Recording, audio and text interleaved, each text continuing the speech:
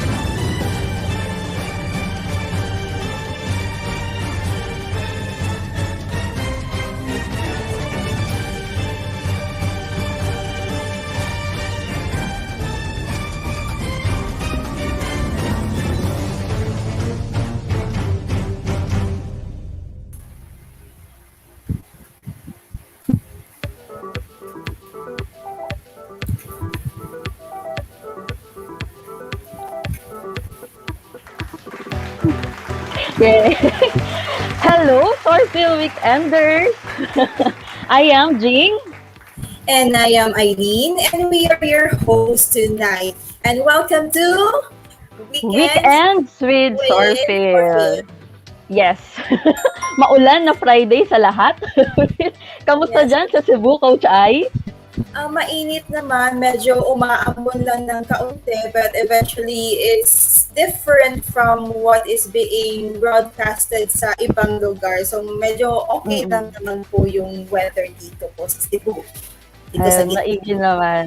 So we are hoping no sa lahat ng mga nanonood at nilalamig sa mga bahay nila, nakahiga, tutok lang po sa YouTube at sa Facebook, no. So ayun, ano ba yung episode natin ngayon, Coach Ai? So mga Ah, weekenders, so it is our 82nd episode, and the title of this episode is Treatment Resistant, What is the Cause? With our official hashtag WWP Treatment Resistant. yes. So, treatment resistant, very interesting tong topic na 'to. Kasi ako for the longest time na nagkaroon na more than a decade na nagkakaroon ng psoriasis, ano, napapalitan ng napapalitan yung way kung papaano ako ng derma ko at ng rheuma ko, ma-manage yung disease na ito. So, nakakatuwa itong topic natin and very excited ako. Ikaw ba? Ikaw, Coach Ai? Yung sa akin kasi parang it will give us more insight kung paano talaga tayo, how we use the medications yung tinitake natin. Kasi yun nga, we become very immune, yung immune na Yes. about the medications that we are applying or taking. So at least our guest tonight will be able to give us more ideas and knowledge about this topic. Yes, yes, yes, no. So, sa ngayon, excited na ba lahat? Pero no, antayin natin kung sino ang guest natin later. So, may balita tayong mai-share ngayon, no. So, yung psoriasis bill law, so familiar naman I think lahat dito na lalo na yung mga consistently na nanonood talaga, no. So, yung National Psoriasis Care Program ay already submitted na po sa submitted na yung bill na ito from the Office of Congresswoman Angelina Helen Tan as the chairperson on the House Committee on Health. Okay, and then she has already filed the House Bill number 9821. No? So malapit na Coach Ai. So we are now one step Yes. closer to our goal. So yung mga ginagawa ng mga heads natin. And we hope, Mm-mm. mga weekenders, that you will continue to pray with us and support our future efforts in engaging other lawmakers to support this bill. So, Yes. what we are doing is yung we also have this Twitter party kasi sa Twitter, di ba, nag-hashtag tayo. So, if we make a noise about this, mananotice tayo. So, these lawmakers, pag umabot dito sa mga lawmakers, they will eventually know what is psoriasis. So, we have Psorphil pala. So, they can take a Yes. look at it and tapos parang Mm-mm. it will help hasten yung process ng pag-approve ng bill into a law. Yes, so follow us on Twitter, no? Andyan po sa baba, sa screen natin, yung mga hashtag. So, let's make, lakasan natin yung voices ng bawat isa. Kasi, para po ito sa management and sa treatment nating lahat. Dahil, aminin natin, mahal ang mga gamot natin. Okay? So, ngayon po, meron din tayo for our patient rescue program, no? We may send our love on the options na makikita natin sa screen. Ipapakita po ito through bank, PayPal, and Paymaya, and also on GCash. No? So, sa kaunting tulong na pinagsama-sama natin ay makapagpabago tayo ng buhay ng ating mga kapwa kabalat, no, ng mga rescue patients. And we also have the Weekends with Psorphil Tumblr. Yung ganito yung itsura ko for a cause. So, kung mag-donate kayo ng 1,000 pesos, yung makukuha nyo is yung tumbler as a token of appreciation. So, ayun, nasa screen natin. Then, it's very Yeah. durable and quality Yes. made of stainless steel that can handle hot and cold beverages. So yung mga coffee addicts natin dyan, pwede niyang gamitin yung tumbler natin dun sa office nila. And may official logo pa naman ito ng Weekends with Sweet Psorphil. Psorphil. Matulong ka na, nagka-tumbler ka pa. Alright. O kaya, eto pa. Meron pa silang ibang choice. Kung mahilig sila sa t-shirt, katulad nito. Talaga sinulo talaga, no?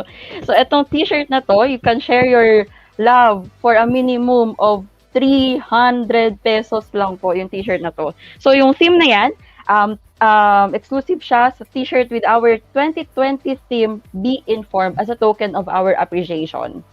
So, kung gusto niyo bumili sa buong pamilya niyo 'no, as a gift, puwede din sa nanay mo, sa tatay mo, sa mga kapatid mo, ayun, puwedeng bonggang-bongga makatulong pa tayo dun sa mga rescue patients natin 'no.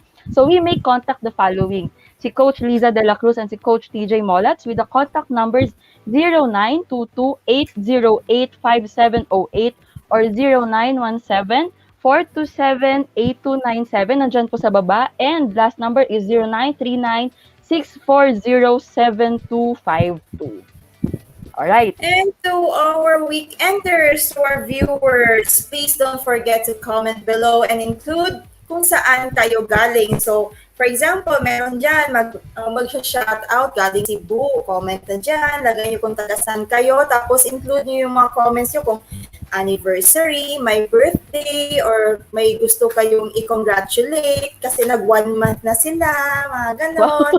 Lagay nyo na po dyan. And also, we will appreciate yung mga heart comments nyo po dyan, mga heart reacts, yung mga thumbs up nyo po dyan, Yes. mga ganon, mga love po natin. Pagkita po natin yung mga love natin, mga weekenders. Ba't parang natamaan ako dun sa mga nagmamansary? O kahit mga weekstory man lang. Okay, Meron success. days na rin, di ba? Nakapag Nakita 7 days na kami. Ganon. Sineselebrate na kasi yun ngayon, Coach. Ayun ka ba? Yung mga nag-weekstory na yan. So, okay. So, wag din natin kalimutan. Post your comments, no? Pag nag-comment tayo, lagyan natin ng hashtag, no? So, like din natin and share. Ito, so with our official hashtag na WWP Treatment Resistant. Ayun. So, nakakatuwa ito. Itong ating topic for today. Ayun. Coach Army, tanong ako. I mean, we're both coaches, no? So, may tanong ako. So, it is regarding SOR coach, no? So, Coach, ano ba yung natutunan mo dun sa SOR coach trainings, and paano yung mag-handle ng mga kapwa patients natin na may mga may psoriasis din? At first, akala ko, pag store coach ka, tinuturuan ka kung paano pagpahid-pahid ka, ganon. But actually, it's even more than that skin dip. So, yung sa store coach program, we guide yung mga store coach patients natin o yung mga kasama natin na humihingi ng tulong. We guide them on yung parang network kung saan sila pwedeng yung very nearest facility that they can go to kung saan sila makahanap ng immediate health or medical help. For you, Coach Jing, ano bang naitulong sa iyo ng Psorphil or ng Store Coach? Before ko na-share yung natutunan ko sa SOR coach, sa mga coaches, natulong talaga siya sa akin, no? So, another din doon is yung papaano ba yung iwas talaga sa self-medication kasi sobrang, alam mo yun, pasaway ako dati eh. So, ang dami ko stretch marks ngayon. O, di ba, nagdusa na ako doon. So, yun yung one thing na nakakatakot. Kasi akala natin yan at yan lang yung gamot. Pero hindi. Kailangan natin mag-consult kasi it's more of kailangan natin makipag-team up, tulungan sa ating mga, ayun, sa doctors din. So, nag-i-invite kami ni Coach Ai sa inyo, yung buong Psorphil na mag-join kayo dito sa SOR Coach program. Akala kasi natin minsan, alam na natin hindi, mas marami pa tayong matututunan. And yung mga coaches ay mag-guide sa atin sa inyo po na kung saan sila more of malapit bang makapagpa-check up, lalo na siyempre pandemic ngayon. So, may mga taong may fear talaga pumunta sa hospitals, no? So, ito nakakatulong sa atin papaano tayo ma-treat, hindi tayo mag-self-medicate kasi tayo din magsa-suffer sa future kung tayo ay mag-self-medicate. So, ayun, etong SOR Coach program na to is a free service provided to ng Psorphil para makatulong sa mga tao sa atin na living with psoriatic disease in guiding them sa journey na to. Kasi journey to eh. Tuloy-tuloy to. So, kaya natin to. Ayun. So if you want to know more on how to take care of your psoriatic disease, please register to http://sorcoach.sorphil.org or andyan, nasa baba, yung link natin.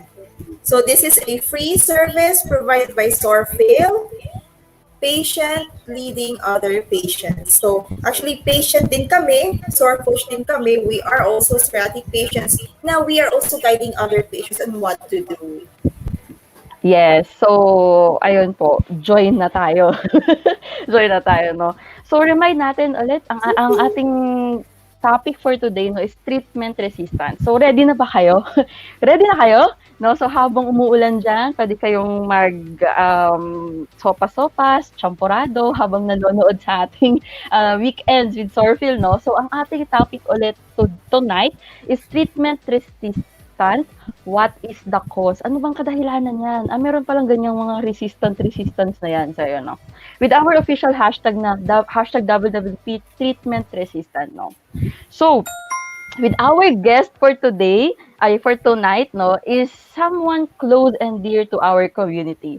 Nung nag-start ako join sa Psorphil, lagi ko na siya talagang nakikita sa mga events, ayun, para advisor. So, ayun, so, sobrang nakakatuwang makilala si Doktora ngayon. So, she is a medical advisor for Psoriasis Philippines, and she was also a former president of Philippine Dermatological Society, and she is a professor in dermatology of UP College of Medicine, Philippine General Hospital.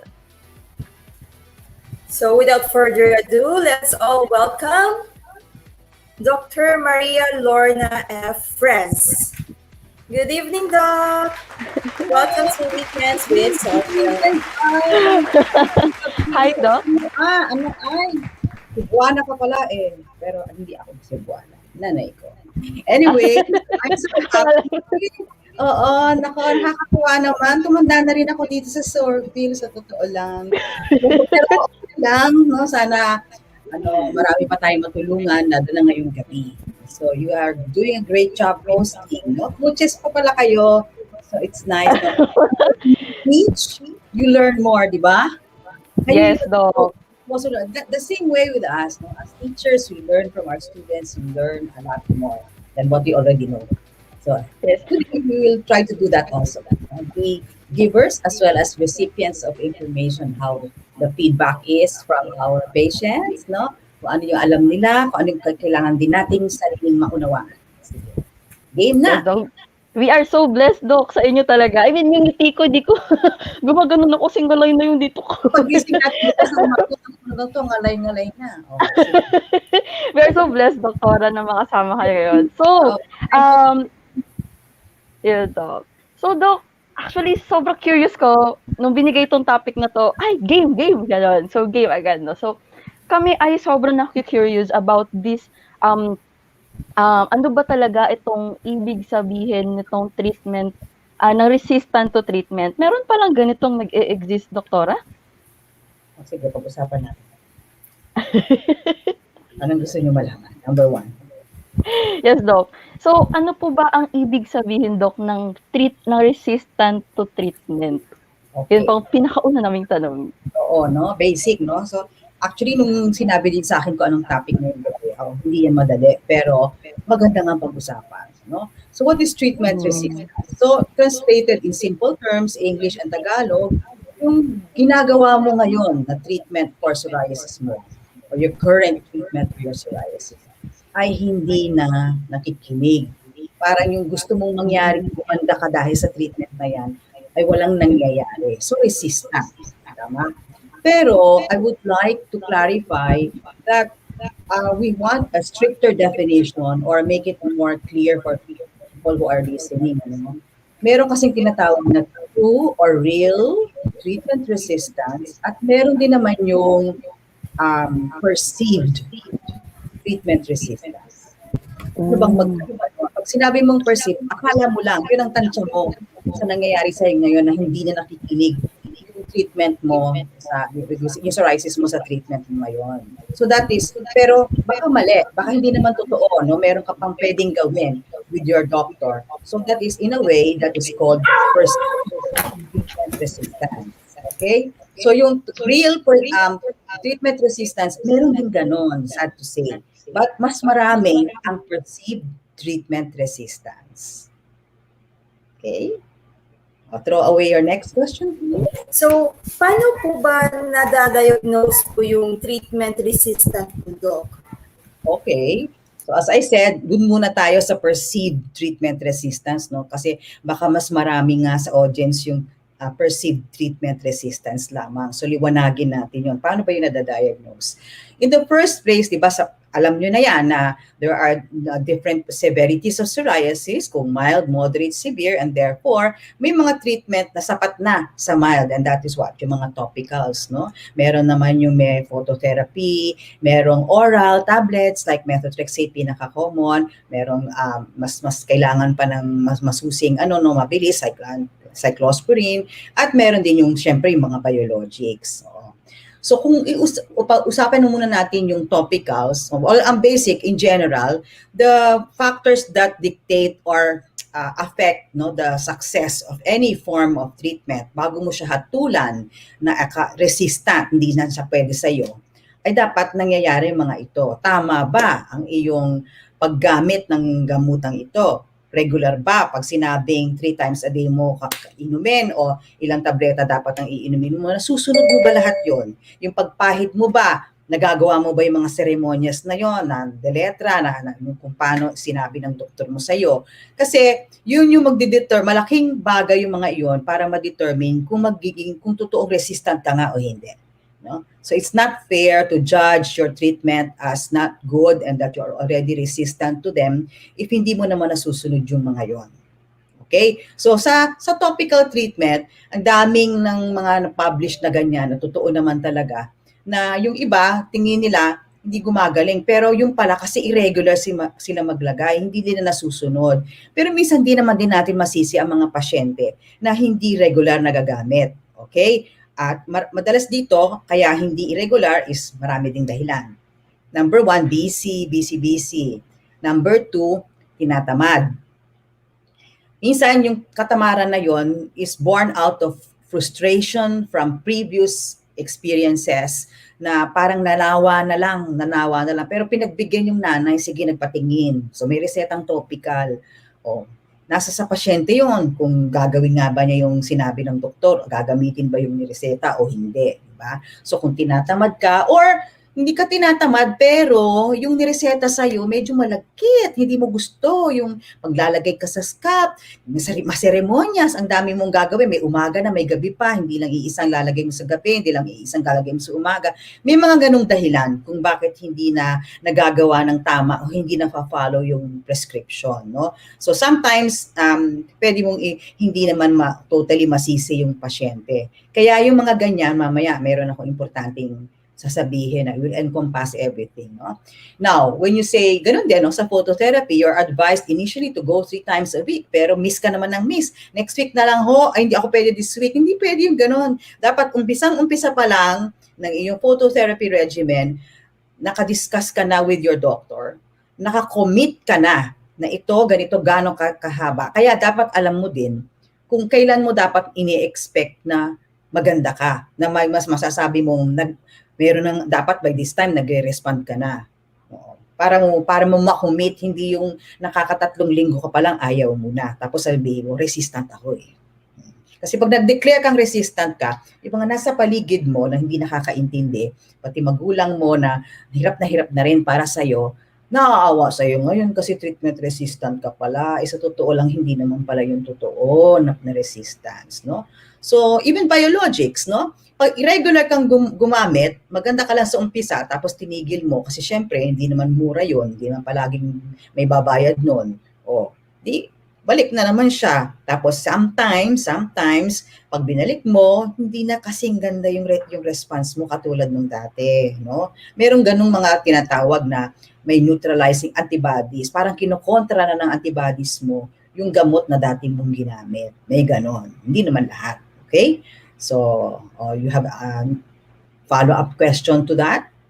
You can expound some more. Doc, na-guilty ako doon. So, na-guilty ako sa discussion. Pero actually, oo nga. Kailangan natin din maging patient, no? Patience kasi sobrang kailangan natin, lalo na sa atin, no, for the treatment. Kasi yun nga kasi, Doc, ang kalaban talaga natin is finances din eh. So, Doc, another question. Ano dugtong doon? What are the usual reasons? Bakit, Doc, ang hirap pagdating sa treatments, Doc? Maraming ang factors, no? Finances pa lang, ano na tayo, number one yun. Yes. Alam natin na hindi madaling mag-funding ng something na walang permanent cure. May babalik. Okay ka ngayon, happy ka. Kaya alam, pag nandiyan na naman, anong gagawin mo? But we have to understand that there are some factors that we can modify. No? So tutulungan natin. No? Even your doctor has some things in their like bag to address this seemingly resistant regimens. No? So hindi naman yun end of story. Tapos na. O, may mga pwede pang maneuvers na magawa, no? O, pwedeng taasan yung dose, as you know, you probably know, minsan yung mga iba 3 tablets lang ng methotrexate, okay na sila eh. Pero yung iba hindi umaabot ng 10. O, hindi kasi pare-pareho lahat ng pasyente. That is also one thing that each and every patient should remember. Now, what works for one patient will not necessarily work for you. That's why hindi magandang forum ang Psorphil na magtanong kung anong gamot mo at gagayahin ko. Sa kasamang palad, sa Pilipinas, hindi palaging na-honor yung kailangan may reseta ka. Whether that works well, you think it may work well for you as patients, it can be very, very dangerous if you copy someone else's reseta or go and just say the name of the medication that your friend advised you to take kasi it worked for him or her. Yon. So that's dangerous. So yung importante kasi each visit to the doctor, your dermatologist, i-maximize nyo yun. You know, I have to say this, that each visit, lalo na yung first time ninyo with the doctor, dapat wag kayong aalis o magko-close no na hindi nyo naintindihan. No? Kasi yung mga minsan very complicated yung instructions or yung parang if you're still curious, bakit po ito? Anong ginagawa ng phototherapy? Paano po ako gagaling dyan? Paano po makokontrol? It's all right. It's your right to ask those questions. The more you ask, the more you understand ano yung sakit mo and how to go about. If hindi mo tinanong, gaano katagal bago ako gagaling at hindi naman nasabi sa inyo ng doktor na busy, nakakasampu ka, gusto mo, Cinderella na yung skin mo, ang ganda-ganda mo na. May mga ganong missing information that are necessary to be part of the information given to you during that consultation. So huwag kang aalis na hindi mo na nalaman yung kasi each consultation dapat yon participative eh. Hindi puro dinidiktahan ka lang ng doktor mo kung ano yung dapat kung hindi mo kaya sabihin mo, hindi ho yata pwede yun kasi may pasok ako, ganito, o hindi ho yata, kasi parang hindi kaya ng bulsa ko yan. So para hahanapan ka ng ibang remedyo ng doktor mo. Tapos saka na lang pag-follow up, kung talaga hindi rin gumagana sa yun, may iba na namang gagawin si doktora o si doktor.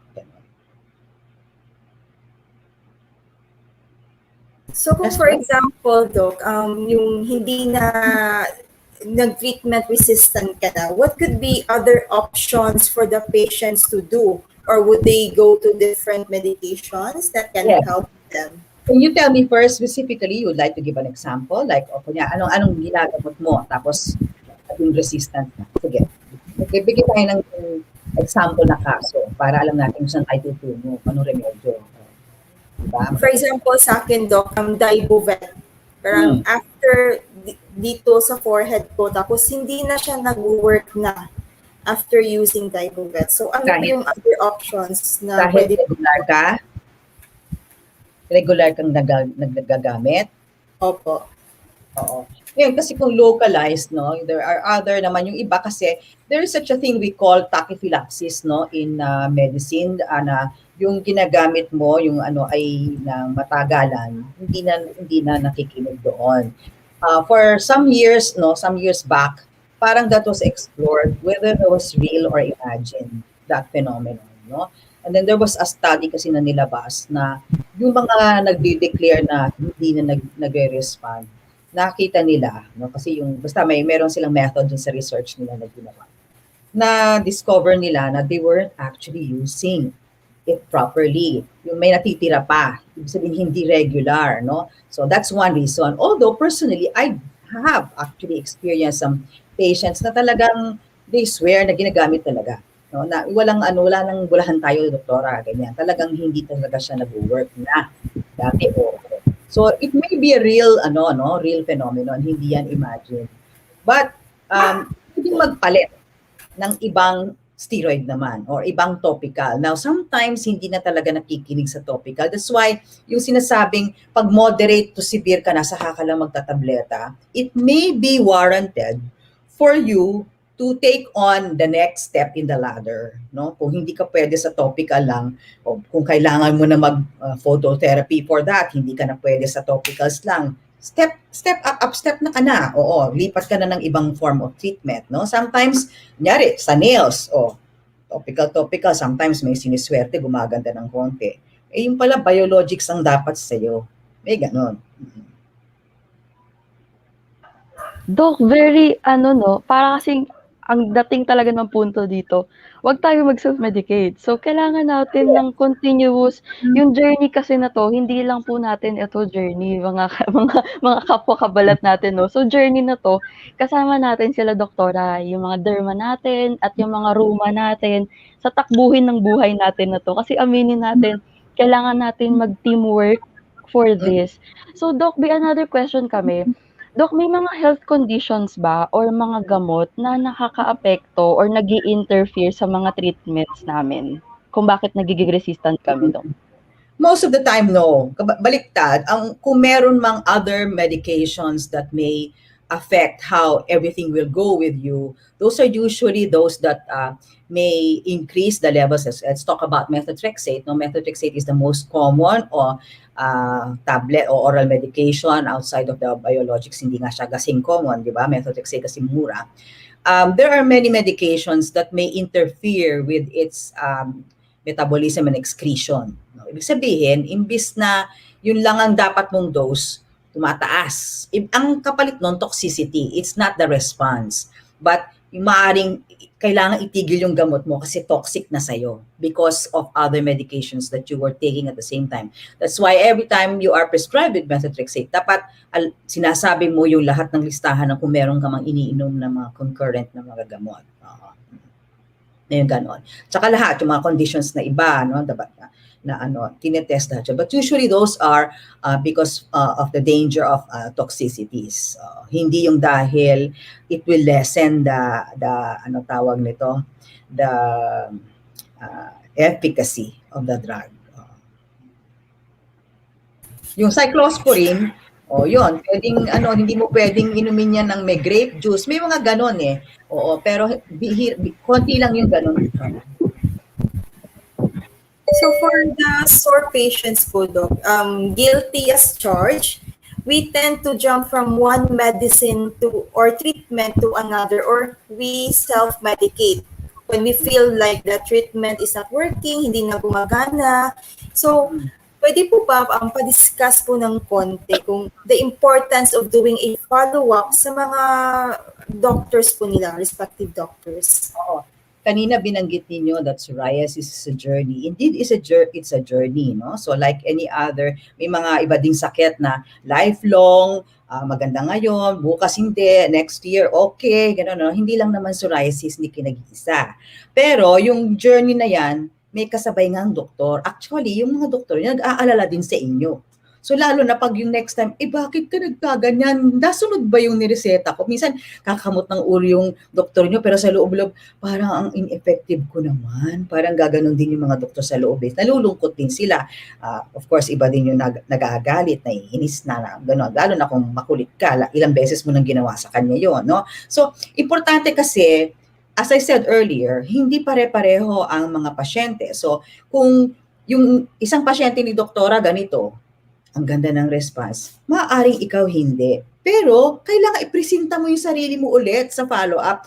Dok, hindi naman ako ugumanda ngayon o ilang weeks ko na ginagamit. Para yung sa pinag-aralan niya na pinagkasunog-sunog niya ng kilay na para malaman niyang paano gamutin ng psoriasis, ay maibahagi niya sa iyo. Oo. Ito naman, sige. Ito naman tayo. Magdi-discuss. That's why it is very important to have a very good relationship with your physician, your dermatologist. Kasi kung hindi mo kayang mag-follow up kasi hindi ka komportable, maghanap ka ng mas komportable ka. Okay? So dahil kailangan mong sabihin no sa doktor mo yung totoo. Hindi ko kasi magawa kasi ganito. Huwag kang matakot, mapagalitan ka ng konti. Pero importante na intindihan ka kung bakit nga naman hindi mo magawa. Baka meron naman talagang serious na reason ka. So, you can meet halfway. You can change the plans. O sige, hindi mo pala kaya, ganito gawin natin. Try natin to.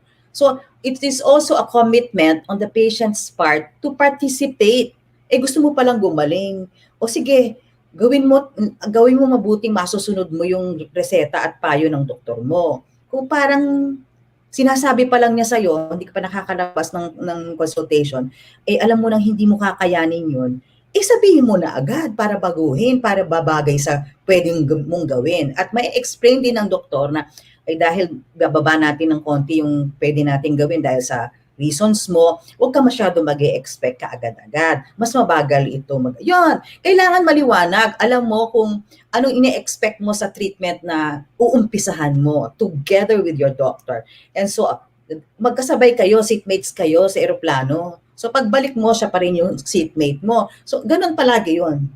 Ulit-ulit yun. So, para naiintindihan na niya, hindi umubra sa kanya, hindi niya to kaya Hindi mo pa sinasabi, alam na ng doktor mo. Diba? Ayun. Sorry, sobrang naging emotional ako ngayon kasi yung ruma ko kasi, Doc, as in, sorry talaga. Sorry sa mga viewers. Kasi, kagaya ng para sa ating mga patients na ano ba yung nagiging impact, bakit yung treatment nagiging resistant sa atin. Hindi lang sa atin, pati sa doctors natin. Kasi there was a time, like, nagkwento na tuloy ako bigla. Kasi nagigets ko yung sasabi ni Doc. Yung rheumatologist ko, sobrang frustrated niya kung ano gagawin niya sa akin. Kasi dislocated na yung hand ko. And by that time, 20 years old lang ako noon. Talaga may diction yung sabi ko. So, hindi lang sa atin talaga nakaka-frustrate yung disappoint, yung feeling. Kasi actually, pati sa doctors natin, nakaka-disappoint. Alam niyo yung sabi niya sa akin nung time na yun? Nakipagchisisa na tuloy yung nasabi niya sa akin nung time na yun. Hindi ko na alam kung anong gagawin ko sa'yo. Tapos, kasi siya mismo, gusto niya akong tulungan. So, gusto tayong tulungan ng mga derma natin, ng mga ruma natin, no? So, nung time na yon, sabi niya, hindi ko alam kung ano nang gagawin ko sa'yo. Tapos, wala siyang ginawa kundi niyakap na lang niya ako. Nung time na yun. So, yung question, sunod na question actually na-answer na ni Doc. And Doc, sa lahat ng mga derma namin, sa mga rheumatologist namin, pwede mag-shoutout ng doctor. Doktora Julie Leo, thank you so much. I love you so much. Thank you din po, Doktora Lorna Frez, for that. So, Coach I, next question, please. So, for example, Doc, ang nag-treatment resistant na yung mga psoriatic patients, would there be a benefit pag ini-increase namin yung dose of the medicine, or should we go back to our doctors for that? Or kasi ang daming nag-self-medicate Oo, naku. Tirisin natin yung nagsa-self-medicate na yan. Gamot na nga yun, nilulunon mo yun. Yung topical na, mayroong mga side effect.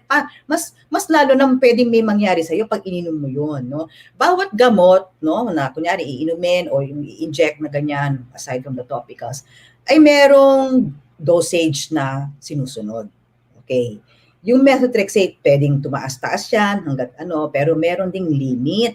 Okay, may limit. At hindi porke yung 5, itinaas sa 5 ng doktor nung isa, ikaw din na natasa 3 ka, lilimahin mo na rin, gagayahin mo. Hindi ganun yun. May mga, di ba, nagpa-blood test pa nga ang mga doktor. At saka, hindi lang blood test ang tinitignan. Kaya kayo ini-history, ini-interview, kung ano pang pwedeng makita sa inyo, based on your history and your physical examination, na teka, hindi ako pwede maging agresibo sa pasyenteng ito pagdating dito sa tabletang ito. Ganyan. So, totoo naman na merong range, no, na pwedeng kung dito sa mababa, hindi ganun ka-effective. Pwede pang tumaas up to a certain limit. But going up to anong limit, hanggang saan ka pwede, kanya-kanya yun. Kanya-kanyang application sa bawat pasyente, hindi pare-pareho ang mga pasyente. So it's dangerous to just do it, no, and increase the dose. Yun nga ang problema, no, kasi minsan nakakabili ng kung ano-anong mga gamot na dapat nire-reseta lamang. Kaya po, yung advocacy po, one of the advocacies of Psorphil and Psorcoach is dapat hindi mag-self-medicate yung mga patients natin. Kumonsulta po talaga sila sa kanilang mga physicians or their dermatologists. Di ba po? Mm-mm. Kaya lalo na kasi kaya minsan merong sinasabi ang doktor, come back after 1 month. Feeling mo okay ka na, pero may konti ka pang question. Pumumulik ka kaya para maipresenta mo ko yung mga iniisip mo. Kasi yung iba, porque gumaling na, malay mo, pagbalik mo pala, may gagawin si doktor na iba para pag-maintain mo na mas hindi madaling bumalik. Wala na, you missed that chance. Diba?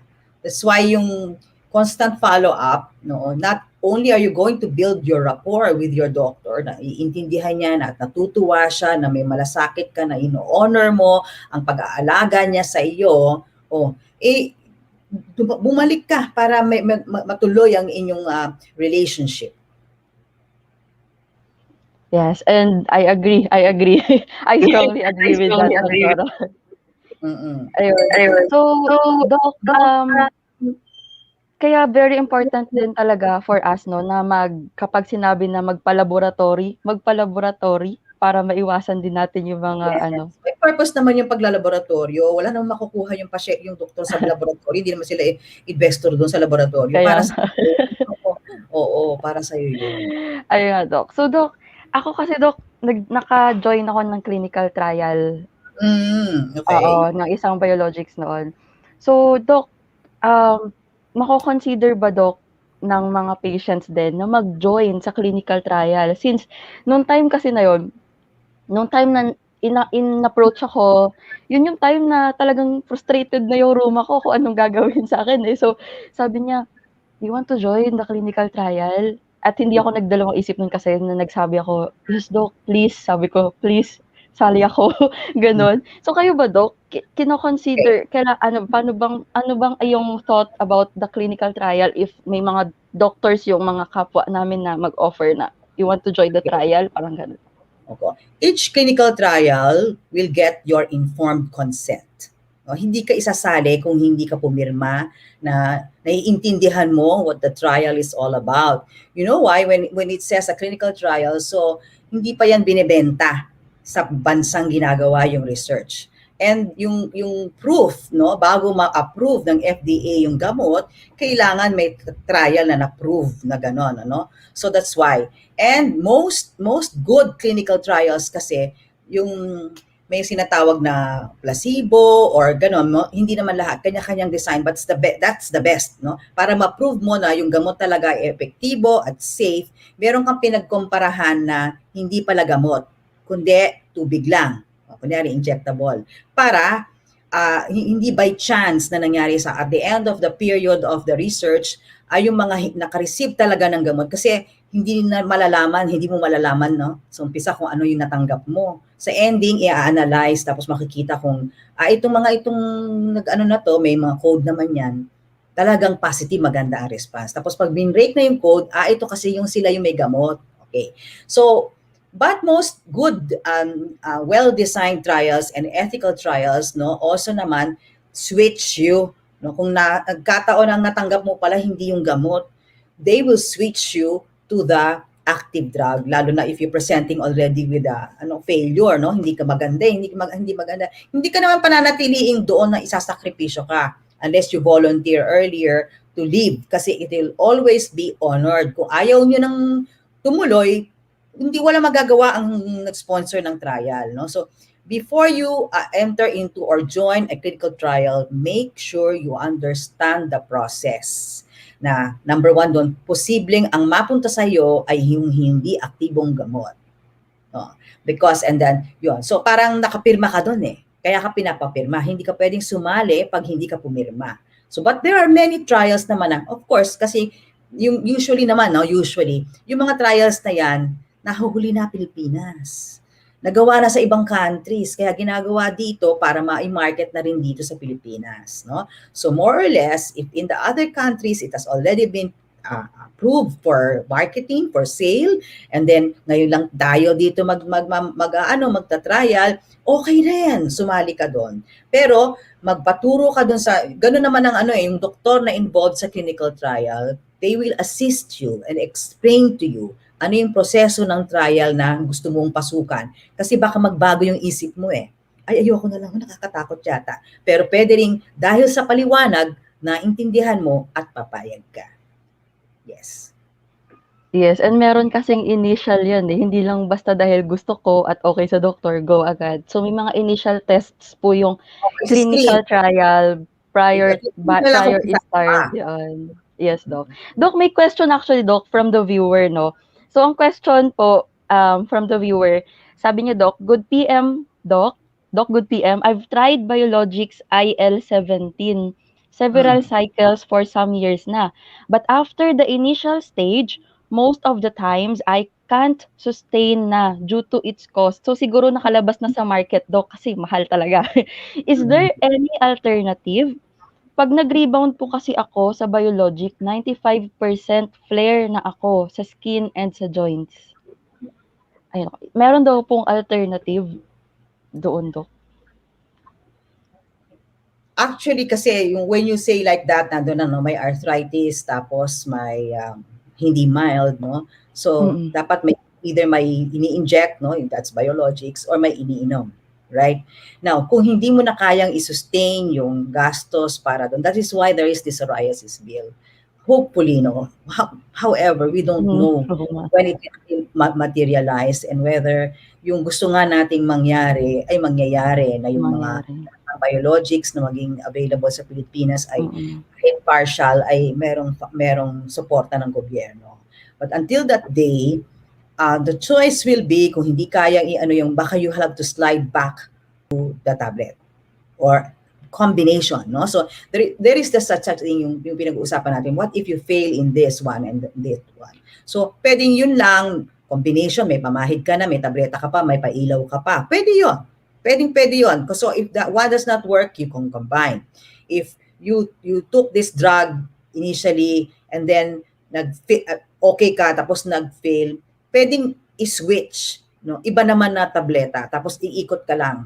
Rotational ang tawag namin doon. Or magkasunod na yung malakas tapos doon ka sa mas mahina ng konti kasi mahirap na ipagpatuloy mo yung sobrang malakas, marami ding side effect.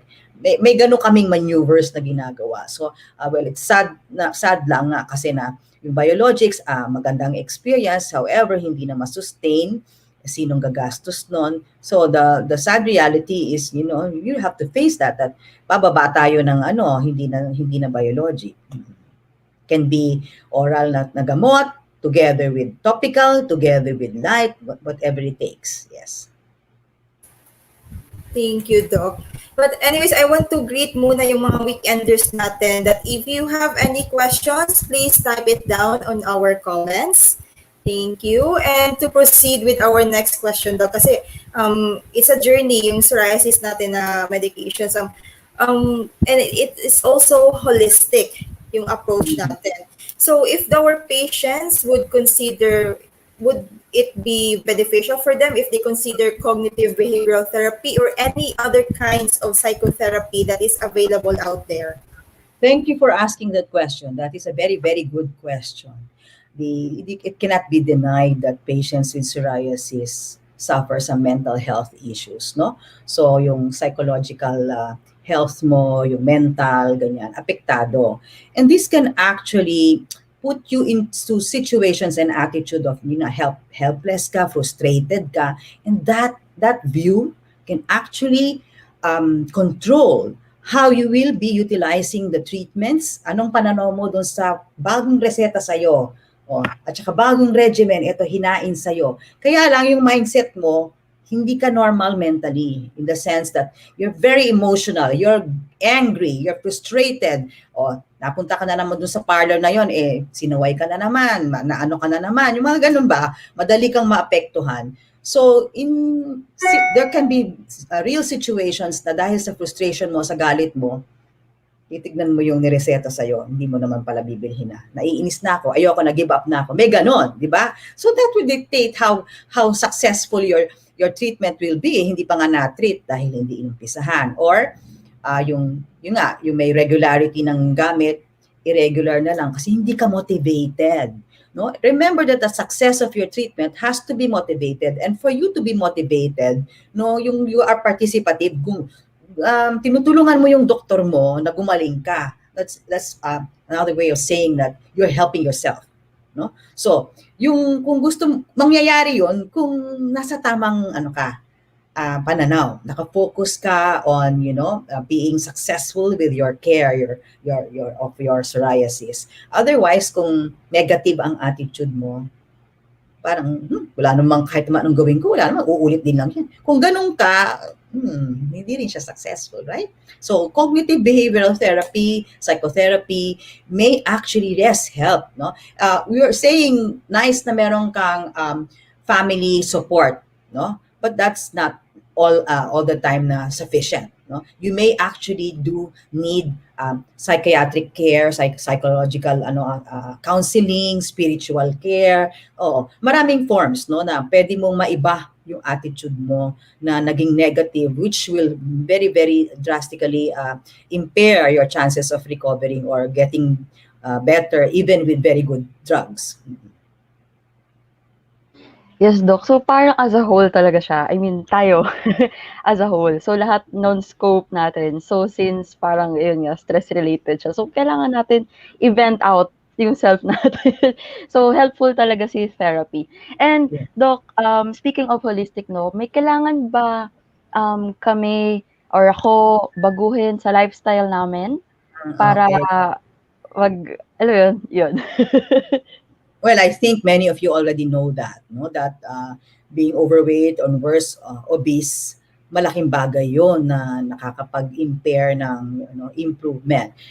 May mga gamot na weight-based, no? So they compute based on your weight, so magiging higher yung dose mo. Kasi kung mababa yung dose, ay malamang sa hindi ka magre-respond kung you're obese, no? So but just the same, even the weight loss lang, no, without treatment pa lang, marami nang nag-i-improve doon, no? Kasi meron talagang proven na sa Amerika, yung mga na uso yung bariatric surgery, yung pinaliliit yung tiyan, inooperahan yung mga obese, no? Nauso yon para pumayat kang bigla, paliliitin, bariatric surgery, paliliitin yung capacity ng stomach mo to hold food para busog ka na kaagad. Okay, so in that way, less ang calories na intake mo. So papayat ka talaga, di ba? So they saw some cases na yung mga ginanon na who had psoriasis at the same time had remarkable improvement of their psoriasis even without active treatment, no, of their psoriasis. Yung bariatric surgery lang nangyari. So doon nga yung naging mas maliwanag na obesity and psoriasis are linked, lalo na moderate to severe psoriasis. So that one, you're keeping your weight in the ideal body weight, exercising, and then kasi 'di ba yung mga rich in carbohydrates and sugar, mga high glycemic index can be pro-inflammatory. So these are things that can further promote the inflammation, hindi lang sa sa stomach mo yung pagpasok na gano'n, your microbiome, even your skin, aabot yun, yung effect ng inflammation dahil sa diet mo. So, smoking has also been proven to be contributory, lalo na specifically for palmoplantar psoriasis, ang pustular psoriasis ng palms of the hands, very, very linked to smoking yan, no? So, these are things na maybe paulit-ulit na lang na sinasabi ng mga doktor ninyo, no? Pero maniwala kasi kayo. Pag nakita nila na pagbalik ninyo, parang walang nangyari sa advice niya, huwag maririndi ang tenga kasi totoo yun. It is just for your own good. No? Sometimes, nahihirapan din kami na, ako inuumpisahan ko na nga pasensya na ha, para akong sirang plaka. Pero parang hindi naman tama na hindi ko ulitin. Parang ganon, no? So you have to listen to your doctors, no? As you said earlier, you want to help your doctors also feel fulfilled. Part of their fulfillment is seeing their advice heeded too. At may nangyari. Naging successful yung pag-a-advise ng doktor mo sa iyo. Yes, Doc. Thank you so much for that. So, isa-summarize ko po ng kaunti po yung mga sinabi nyo. Yung pinaka-importante po dito ay hindi po tayo mag-self-medicate. Always ask your derma, consult your derma. And may mga important questions din po dito, Doc.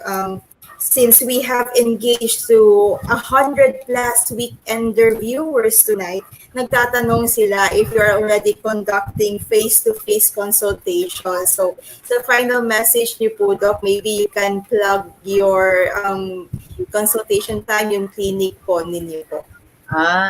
Okay. Marami naman din magaling dyan, ha?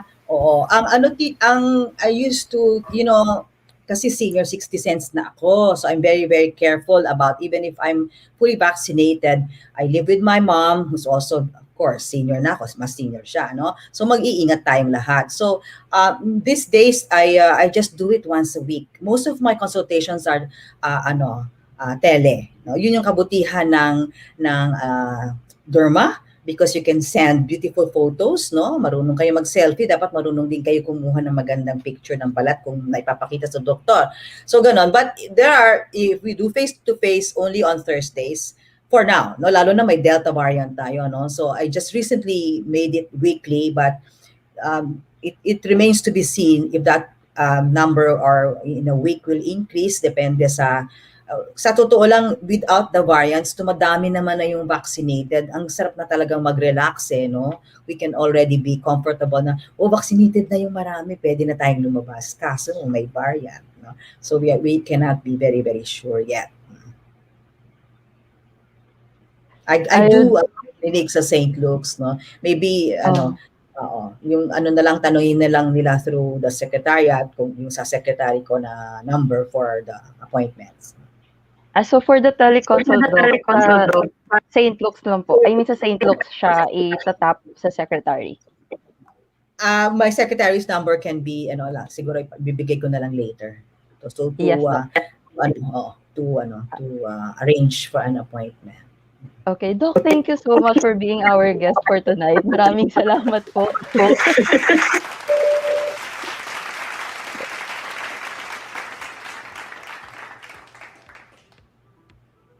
Maraming pong salamat, Doc. So we will be reading some of the comments ng mga weekender viewers natin tonight. Ang dami nila ngayon, 100 plus.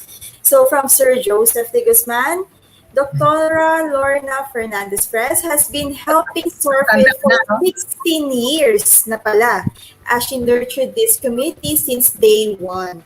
Thank you so much, Doc, for continued support and love to us. Thank you, Joseph. Miss you. Thank you so much, Doc. Ayun. So, sabi naman po ni Joan Pascual, hello, dear ma'am. Idol ko yan.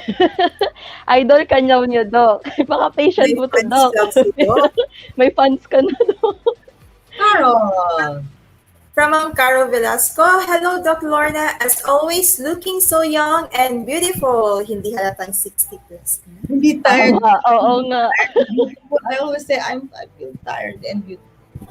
Tired and beautiful. Sabi naman, sabayan mo, sundan mo na, and beautiful. and beautiful and gorgeous Doc. Oo, Ganon paganda. dapat. With the earrings, ganon. So sabi naman po ni Liza de la Cruz, ganda ni Doktora. Hello po. Ayan. We love you, Doc. Thank you for being such a great ally. Yes, sobrang thank you so much, Doc. You're the best. From TJ Modas, ang galing mag-explain ni Doc Frez, diba? Yes po. At sabi naman ni Ma'am Imelda de Villa, Doktora, walang kupas talaga. 80s ko pa kilala si Doktora nung siya nag-residente sa Oh! Veterans of Doc, VMMC. Oo, kasi nag-internal medicine muna ako sa veterans bago ako nag-derma sa PGH.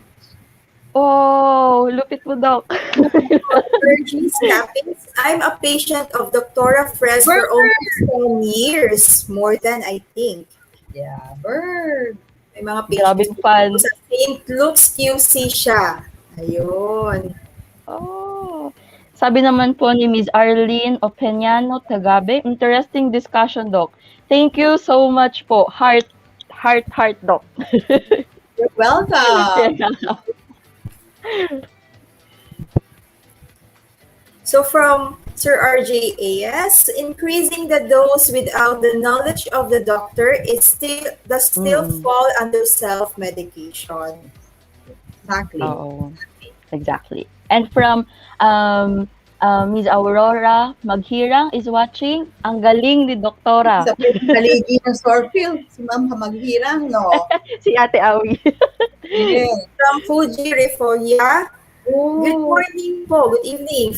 Good morning kasi nasa Baltimore, Maryland. Thank you, Dr. Frez. You're welcome. International tayo tonight, So si Coach Jom Sagu, well said. Galing ni Doktora. Kaya doctors are considered as our first line of defense. Pag-iba mo ka ni Jones. Thank you so much, Doktora. Overwhelming info. Thank you for all the love and support sa Psorphil community. Ayun, Doc. From Vandal Closer, God bless, Doktora. God bless all of you. So, thank you so much, Doc. So, sobrang, ang dami mong fans tonight. Baka yung taga Baltimore Baldo, mga fans mo din yun, Doc. Ang daming fans si Doc. So, ayun, Coach Ay. Salamat. So, we will be... Babos! Sister-in-law ko yan, no? Tingnan mo. Sabi niya, Ruby Frez. Proud to be her sister-in-law. Very generous in all aspects. She's in New Jersey. I sent her the link. This YouTube. Hello po. Good morning po sa New Jersey. Yeah, she's in New Jersey. Oh. So we will be seeing our weekenders again tomorrow, Saturday, for another meaningful and informative episode. So for tomorrow, the topic would be diabetes awareness, featuring our guest, Dr. Vermen Veralio Roel and Dr. Irene Katambing Dampil, with our hosts, Ma'am Carol and Sir Pong. For Sunday, we have another topic. It's travel at kainan sa North. Nagutom ako nun with our guests, Elmore Laroa and Bons Barra, with our host, Amor Ruiz Dizon and Reynaldo Peralta Jr. May pakbet ba yan? Parang sarap pumunta ng Baguio, Doc, no? Kaso si Delta, parang naghigpit na naman sila So, ayun. So, we would like to thank Novartis Philippines. And also my speech as our sponsors for tonight. Alright, so we are simultaneously live on Facebook and YouTube, so you can still catch tonight's episode from our official Facebook fan page, Psoriasis Philippines. Also, you can check our YouTube channel, simply search Psorphil channel. And don't forget to click the subscribe button and hit the notification bell so you will be notified whenever we upload new episodes. Alright, so again, this is Jing, and with me is Coach I, and we are your host for tonight. Maulang gabi sa inyo lahat, sa ating lahat dito sa Metro Manila. Any last message po, Doc? Final message po sa mga viewers po natin? Oh, yeah. Yun nga, paulit-ulit sinasabi, don't self-medicate, no? Because the basic core of your journey is actually your relationship with your doctor.